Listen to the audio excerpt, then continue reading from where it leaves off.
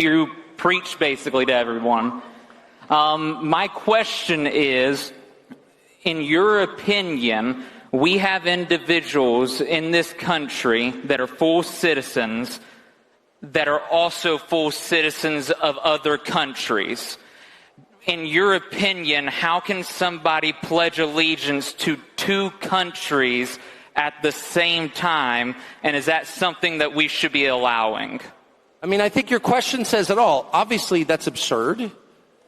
I quote the New Testament, but I also refer to common sense when I say that no man can serve two masters. It's not possible.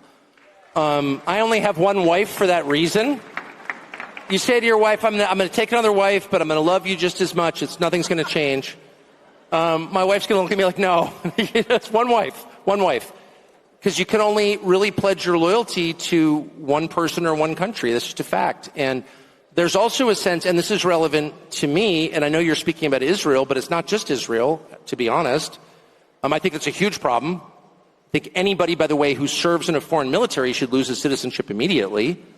There are a lot of Americans who've served in the IDF. They should lose their citizenship. There's a lot of Americans who've served in Ukraine, and they should lose their citizenship. You can't fight for another country and remain an American, period. Obviously. I mean, it's like not even, it's so funny how all of us have been cowed into being like, oh, that's hate speech. No, it's not. You don't hear hate in my voice because there isn't any. It's just an obvious recognition of the truth.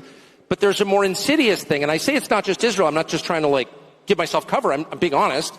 There are a ton of countries that offer citizenship, actually, some of which I love. I have been offered citizenship in a couple different countries that I really like, and I thought about it. And then I thought, no, there's something about being lashed to the mast. Like, everyone can see that America's in trouble. The demographic trends are really bad. And the country's decaying, its cities are falling apart. So you're like, oh, wow, maybe I should flee. And then I'm like, my ancestors are from here. My parents are buried right across from my kitchen.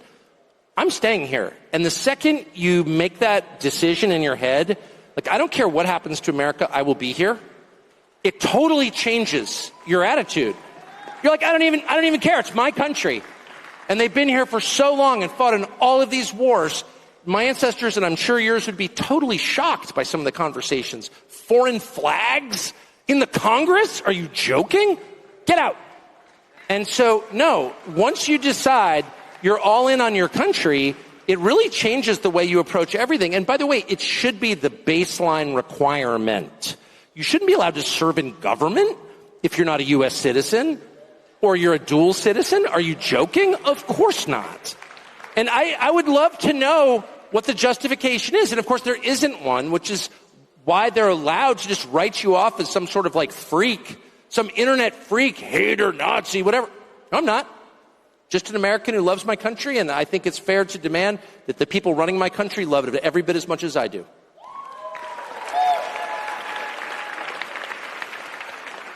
All right.